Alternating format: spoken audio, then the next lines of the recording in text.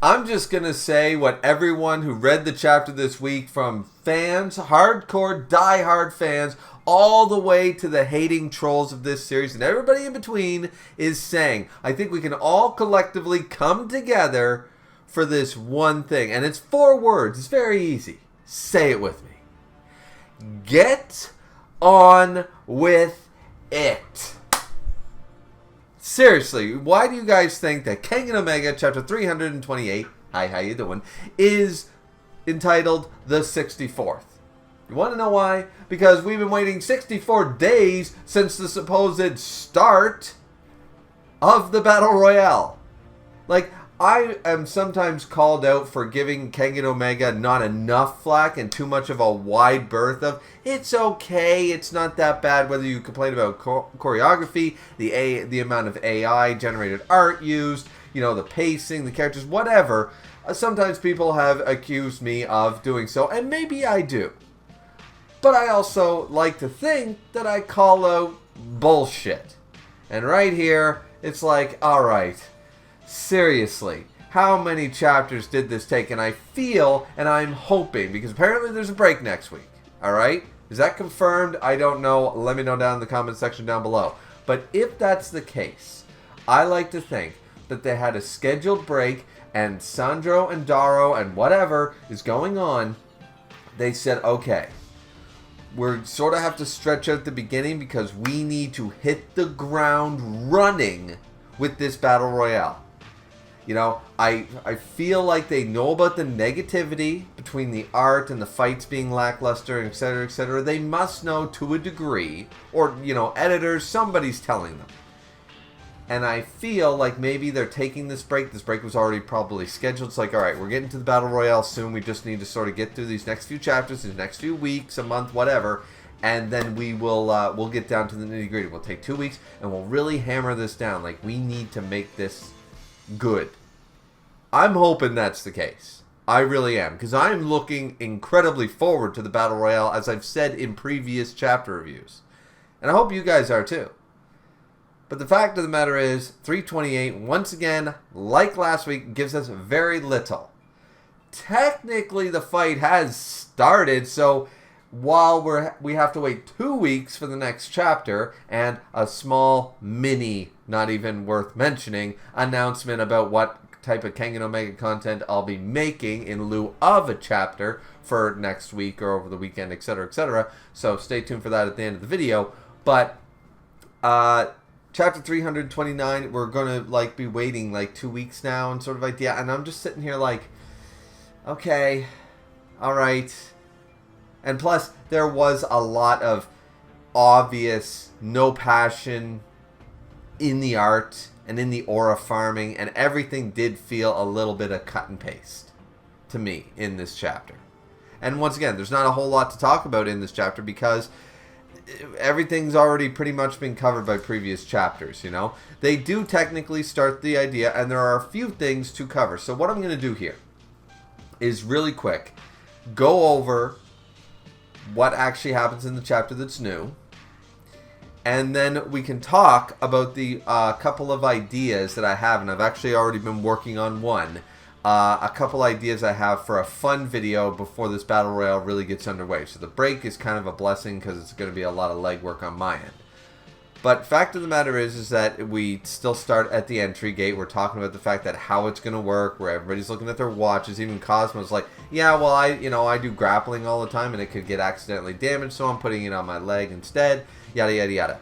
And they mentioned that they are going to enter one at a time instead of it's like otherwise it'd just be a free-for-all and everybody getting to fights right away. So like, no, it's only 1 minute, which I think is a small amount of time. You would think it would start at like the 5-minute mark almost. That being said, we also find out, which this is new information, we find out that the location of every fighter, though you don't know who is who, the location of every fighter is also on your Apple Watch, you know, on your Kengan watch. So they'll all know where everybody is anyways. Not really much use in like trying to hide or be subversive in that regard. I do like this because it's going to, once again, tactics are going to be a little askew. We're going to see how people actually end up, either tag teaming or, once again, guys like Mutaba and people like that who are very used to, the Force, Nicholas and John and stuff like that. People who have actually been in warfare combat and such should be able to utilize this to their advantage and minimize the disadvantages, right? So, okay, fine dandy in that regard. And everyone's getting quite a bit pumped up. Mutaba, once again, mentioning the man, the myth, the legend. He notices that the other group has arrived. And they didn't even realize, or almost just kind of thing, didn't even realize that they were like cutting it close, because Oma mentions like, oh, you guys were cutting it close there, Shen, and he's like, oh, no, we were getting the lowdown, just a football field away. We're good. We've been here the whole time. Yeah, I've been here the whole time. Very much SNL skit wise, and apparently it was not some mistranslation or a joke. There is hooded figures named Chopstick Johnny and Dodo. Now, that is okay. Alright. I'm going to go off on a limb and say that these, at the very least, are two characters that we already know of, have heard of, or actually have met in either Ashura or an Omega. I'm going to go off on a limb and say that these are just code names, and when we get the reveal, it's going to be a dun dun dun. I'm just going to say that, okay? Now, as I said, Shen shows up, and he's really excited and stuff like that. Everyone's feeling the pressure. We don't see Kuroki Gensai meeting up with Shen. I sort of wanted to, or sort of expected him to be standing there and, like, Shen to acknowledge him in some way. I don't know, because he was so looking forward to that. But once again, if we can't get that, the Oma stuff is definitely right then and there. And a lot of people haven't met him before, but all the like top tiers, guys like Gao Lang and stuff, they're instantly recognizing this is the guy. You know what I mean? They can tell by the aura. And it's mentioned that the outright, power of this man, the aura of this man is sending a chill down the spines of all the fighters, all except for him and Tokita Oma, our main character. Once again, I'm not against Koga Ryuki, but Oma is the guy. And love or hate the fact that he came back or how he came back, he's here, he's still our Oma, and we still love him as our MC. Okay? You can call it bad plot armor or bad storytelling. That was like 5 years ago. Get the fuck over it. At this point, he's been back for 250 chapters. Get the fuck over it as far as I'm concerned, right? So I like that he's here and he's just flexing, you know what I mean? And I like that they don't try to put an aura around him. He's just standing there, arms folded. You can see the shadows of everybody behind him. But once again, it looking very AI art, like, you know what I mean? And I've been noticing that in the last couple chapters. It seems like there's almost next to nothing other than the bare necessities as far as actual art is concerned. And I'm thinking that that's why, is because we're sort of taking a break, like Daro and Sandro and stuff like that. Like, they're cooking. They're cooking something. They just needed to get through this so we can get to the actual action. And I'm hoping that I'm right here. Maybe it's a wing and a prayer. Maybe it's a Hail Mary attempt. But I'm hoping for that. So, yeah, so they have a little chit-chat. Once again, the aura farming from Gilbert does nothing. Obviously, AI Art 101. Not only the background, like that is some cut and paste shit, but Ryan, that doesn't even look like Ryan. Like, what is that hair? That's like Gohan as a teenager hair. When did Ryan get that hair? Like, ever? Did he get a haircut? Like, seriously? Because that does not look like Ryan. Something's very off. I think it's the hair. I have no idea. Anyways, so once again, we talk about the entry gate, talking about the fact that 1 minute will go by each time. So they're going to play a lottery, and all 64 fighters are going to enter 1 minute after each other. So they have time to like book it, sort of idea, find an advantageous position, see what they can do, right?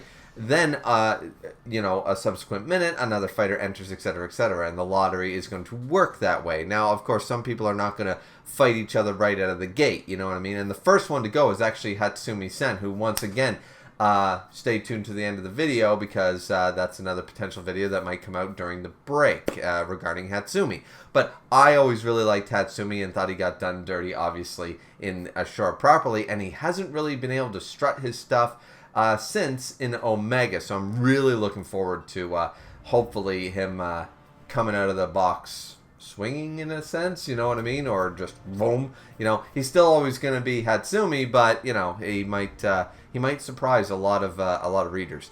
But the fact is that the 64th is Shen because Shen requested it, and you know Yan's doing their typical friends routine about this, but Shen is just saying like I want to be first off I want one of your guys' team, the Kengan Association's team that you guys put together. I want one of you guys to start with the coin. I don't care who. And at the end of the day, I want to feel like I'm the final boss. I want to feel like the headliner. Like because once again, he's having fun. This is a huge, awesome game for him that he agreed to because he's bored. He's lacking challenge. He's literally the Kuroki Gensai of Omega. Because in Ashura, we were told, like, I feel bad, the Buddhist monk, the 170 years old, is like, that man is too strong. He's lonely. He's isolated. He needs a proper challenge. He needs somebody on his level. Otherwise, he's going to live a very lonely life as strong as he is. Shen is basically in the same boat, and this is his Ashura tournament, So he's like, I want to go in last. I want everyone to spread out. I want everyone to do their own thing, and I'm just going to mosey on through and see what I see. And I respect it. I understand exactly why he's doing it. And same with the coin thing. He's like, I don't want to make this easy. I want this to be a game. I want to have fun, He just wants to enjoy himself. And this is recognized by, like, Koga and Ryuki and stuff like that. Nogi agrees to it, so he's like, well, sure, we can do that if you're cool with it. I mean, there's no reason why we can't. We do get an interaction between Jean and Nicholas and stuff like that, or Nikolai. We do get an interaction between them. Lou is there, but doesn't mention anything. So this should once again be an interesting matchup. These two have to match up. As I said, Hatsumi enters first. Yan enters as the 22nd. So I like that we're speeding this up. Okay, Hatsumi entered first. Not that most of this will be relevant. What is going to be relevant is the fact that Shen entered last, and Oma happened to not only be the one to be granted or won in the lottery or what have you, the coin initially, which is going to make this incredibly interesting. Because I doubt Oma holds onto the coin the entire time. So how is he going to lose it? And how is he still going to make it for the fight and stuff like that? This is getting interesting. There's a lot of avenues they can take, and I didn't expect some of these. So I'm looking forward to it. If it's executed correctly, the setup is good. Even though the setup is incredibly long, the setup is good. Now, after Yan enters, which is, the 22nd entry, and Shen's just like, hey, you go do your own thing. Seriously, if you're around me, I'm going to be mad. Like, no, you're not sticking close to me. Which means Yan has to actually fight on his own and strut his own stuff. About to watch his shit get wrecked, and I am here for it. I am here for this fucking guy who's hiding under Shen's shadow this whole time. I'm ready to see some actual S tier kick his ass. I am here for it. I am ready for it. This guy needs... You ever met someone who really just needs to be punched in the face? And in today's day and age, you're not allowed to do that without like assault, battery, and a couple other made-up crimes to be hit against you. And you're like, well, I don't want to lose my job over teaching this asshole a lesson. Yan is that guy in 2025. Yan is the dude who deserves to get punched out at the bar and nobody calls the cops. That is Yan in a nutshell. And I am here for it. I am waiting. I am waiting so hard. So, anyways, so yeah, as I already said, Oma, so I was sort of skipping ahead here, but Oma is the one with the coin and stuff like that, and he's really like, hey, Shen, hey, we're not going to lose, man, we're going to make this a super match, I'm looking forward to it, and Shen's like, yeah, man, me too. I can't tell which one it is. Supposedly, isn't the dragon supposed to be the one who gets to have the funner fight? But that being said, it seems like Shen is the one in actual control here. So, is he going to flip-flop depending on the opponent? Is the dragon be like, hey, my turn. You've already had your fun with 5 guys in this tournament. I want the next 5. My turn to fight, Are they going to do that? I have no idea, because from what it seems to me is that Shen has been in control the entire chapter. Or Jackie, however you want to, differentiate. But, yeah. So, that's an interesting way to do it. But, funnily enough, as he enters, and they're just like, this special match had officially begun. And it's like, all right, finally. These two. Seriously, they are waiting by the gate. And they're like, and Shen's like, all right, you guys are going to fight me first, huh? And Reddit and the comments and Discord and everywhere else is not wrong. 2 Koga victims are going to try to tag team and defeat. They're not going to be able to bloody touch him. Touch him. Like this is... And I sort of feel bad, not so much for the guy with the headband, Yosh, something. Anyways, Bee Stinger guy. Bee Stinger guy was the first real new fighter, new character introduced in Omega. He was quite interesting. He kicked Koga's ass at the beginning in that alleyway and stuff like that. And he gave Ryuki a bit of a, he managed to survive Ryuki's Earth Crouching Dragon. All that stuff, right? So, and he's been improving to his own, credit. He's been improving, but unfortunately, this dude was sitting there in the D, C tier level. And even if he has improved since the beginning of Omega, and I'm sure he has, he didn't jump to A tier. Because the only ones who get to jump like that are our supposed main characters, Koga and Ryuki.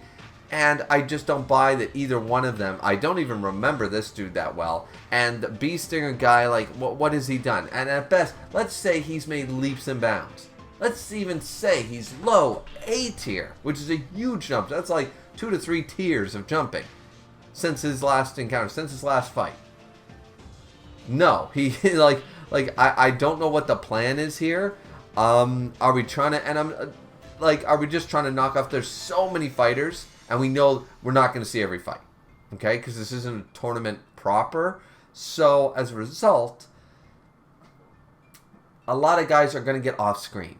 And a lot of guys are going to get, like, a few pages, a few panels, even.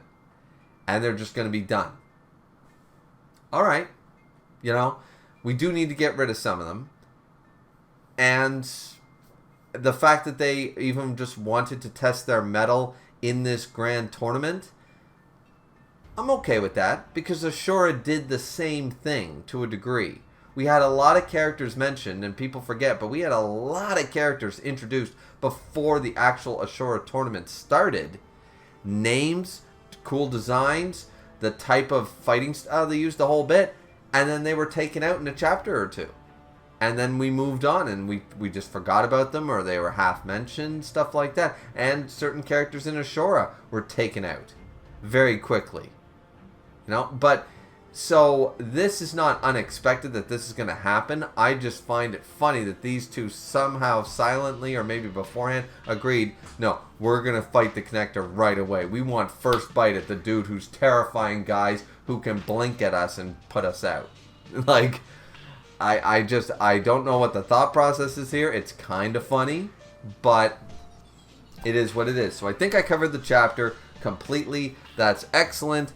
And I complained about the fact that it took so long for us to get here to actually, everyone's through the gate. Shen officially entered the gate as the 64th participant, and now we can actually start the fights. Hopefully this break, as I said, means that Daro and Sandra are trying to cook up something really good. Maybe he's just been working it, because I'm just hoping for a lot less of the AI art, especially for the bigger fights, the matchups that we care about, that kind of idea.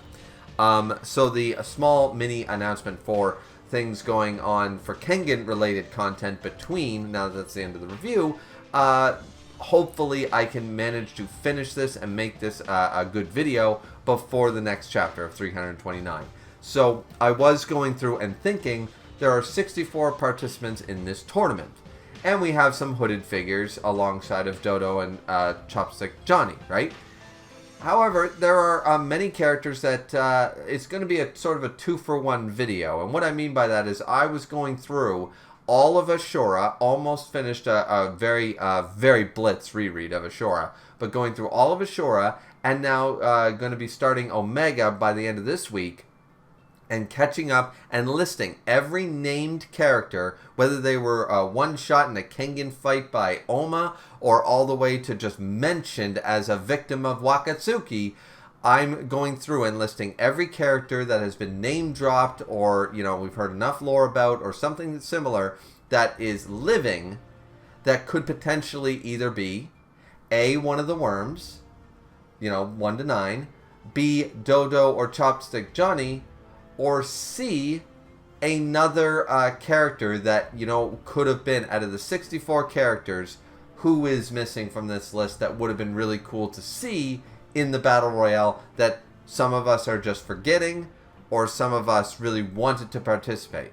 There are some of the obvious ones, you know, like our fourth Fang Omari or Dr. Hanafusa, you know, guys that we know quite well. Nitoku is an obvious guy missing, right? But I think there's some that most people aren't thinking of that probably are still slipping through the cracks, that we either don't know their whereabouts or why they are not participating at all. So with that in mind, I'm hoping to finish my reread of Omega by the end of this weekend and this weekend coming, and hopefully be able to construct a video to go through all the minor characters, both all the way to a one-panel character, all the way up to, you know, some of the main ones that I just mentioned who are not participating in this tournament. And as I said, as an aside, who among these characters who we might have liked to see or would be actually relevant in this Battle Royale, who potentially could be Dodo, Chopstick Johnny, or the 1 to 9 other hooded figures belonging to the Worms faction. So that being said, I hope you guys are looking forward to that video. Hopefully it's done before chapter 329. I'm hoping to get it out right before the start of the Battle Royale. But of course videos like that take time and it depends on my schedule and stuff, working full time and etc. Another video which is not promised to be out before 329, I already mentioned Hatsumi, is the fact I was going to do a discussion on the third round, the Agito versus Hatsumi fight in the Ashura tournament, and why it's actually not a low diff fight, it's a very high diff fight, in fact, and why it was necessary to go down the way that it did. So I'm looking forward to also making that, scripting that video actually, instead of just going off the fly. But I got a lot of thoughts and I really want to put them out in a very cohesive manner so that you guys can fully understand exactly where I'm coming from with that statement. Because in my opinion, at the time, it was my most hated fight in the series. I absolutely dreaded when I was live reading it on this channel. It was just terrible. It was abysmal. And it's taken me a long time to look at it from a different perspective. So I'm hoping that you guys will check that video out as well. Can't promise when that one will be out, but it definitely is in the planning stages right now, because I really do believe that that fight is not a neg diff, no diff, low diff like it's been portrayed so often. It's actually a very high diff fight for sure, and why it was narratively necessary for it to happen.